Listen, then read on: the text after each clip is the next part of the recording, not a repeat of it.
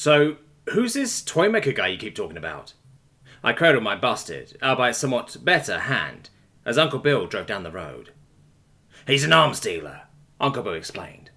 Rumour has it he got started sending DARPA designs to the Chinese, then used the Shilvanti invasion to switch to more local clientele.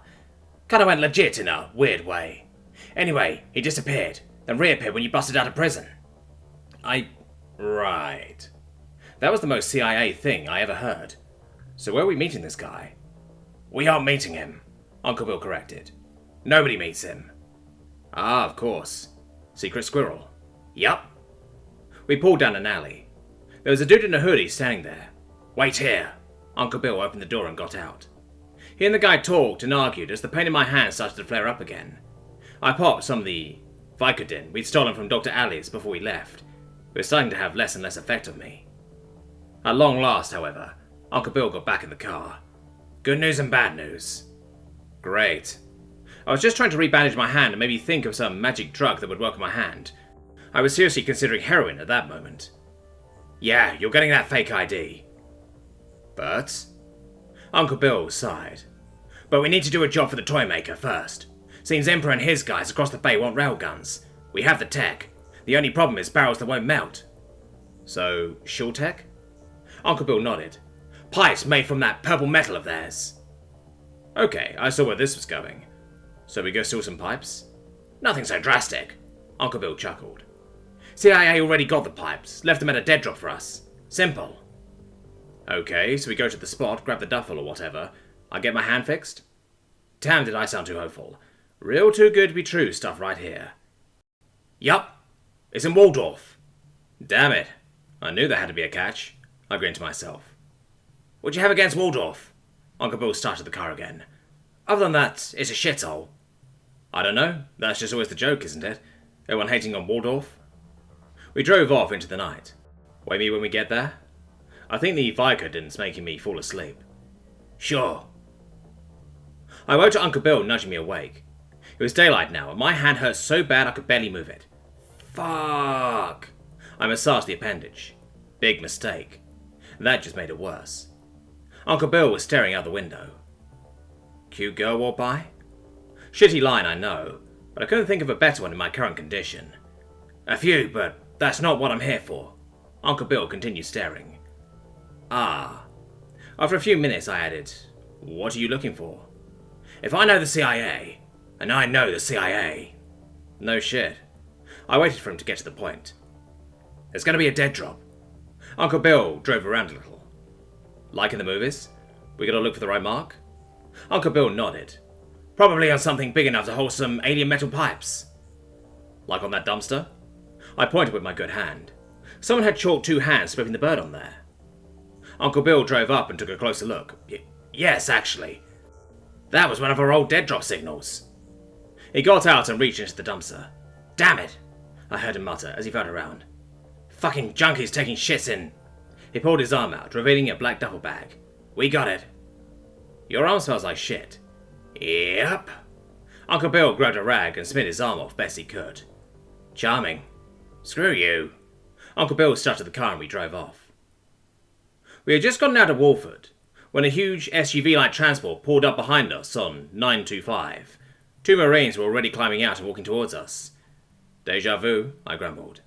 Except this time we don't have the truck. What happened to your truck? I liked it. I shut up as Uncle Bill rolled the window down, and one of the Marines leaned in. Something the problem, officer? Try as he might, Uncle Bill just couldn't seem to hide the disdain in his voice.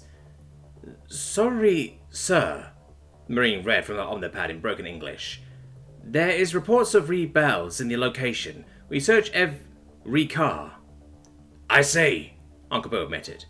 Nothing here, just trying to get my boy to the hospital. He hurt his hand, and the only hospital around that can fix the nerves is in Cecil. Okay, partially true. We were driving up to Cecil County, yes, but it was to make the drop-off. Then I got my fake ID, and then I was good. May I see? She consulted her omnipad some more. Hand?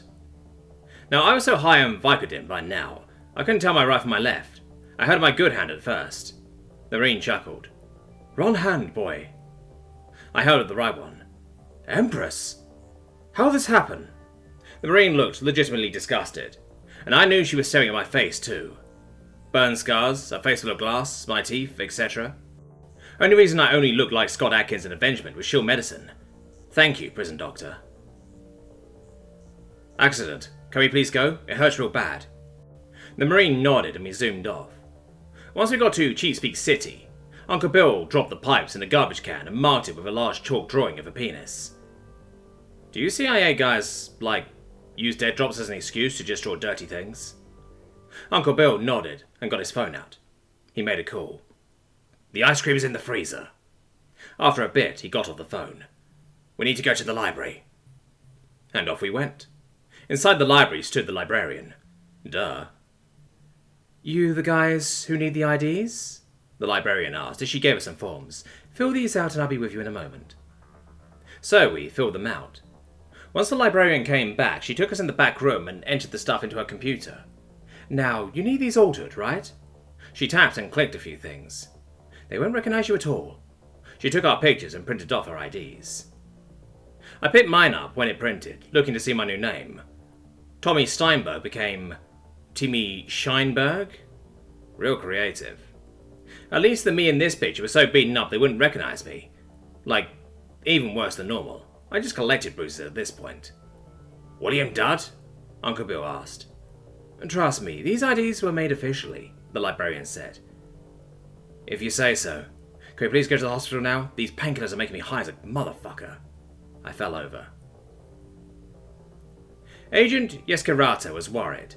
It had happened again. She'd woken up with notifications on her Omnipad. Notifications talking about phone calls she never made. She even went into her pad's edit logs and saw that those had been deleted. She was going to have to go into the machine code. Fearing for her sanity, the somewhat disgraced interior agent packed up her Omnipad and scheduled a transport to Bowie. The interior stashed one Dr. Wood of the Ankh clan there. There are definite abnormalities in the machine code, the skinny Rakiri Mao muttered as he observed the ones and zeros scroll by. Definite signs of tampering. Any chance you can recover the cause on my Omnipad?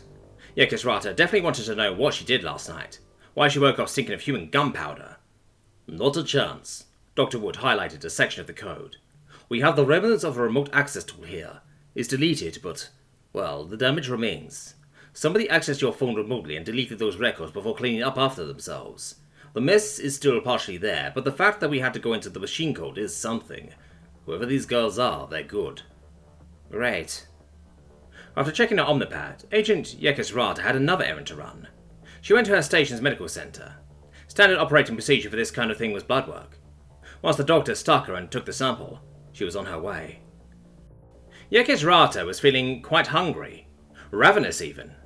Something wasn't right here. She stopped by a human McDonald's restaurant and was just about to tear into her third Big Mac when the Omnipad buzzed. It was a text from the doctor. Bad news. She quickly tapped at an answer. How bad? Very bad. We found traces of Agent 6 in your blood. Yekisrata paled. Agent 6 was A, a myth, and B, a supposed substance used to leave people in a suggestible state. The myth went that it was used for interrogations. A prisoner would be dosed and happily spill their guts. Of course, the wider stories had assassination targets literally jumping off bridges on their killer's command. It was even supposed to be an amnesiac. She tapped again. How do you know it's Agent 6? That stuff doesn't exist. It very unfortunately does, and that means someone in a very high place is messing with you hard. Yekisrata's mind raced. Who had she pissed off? As an agent of the interior, that could be anybody.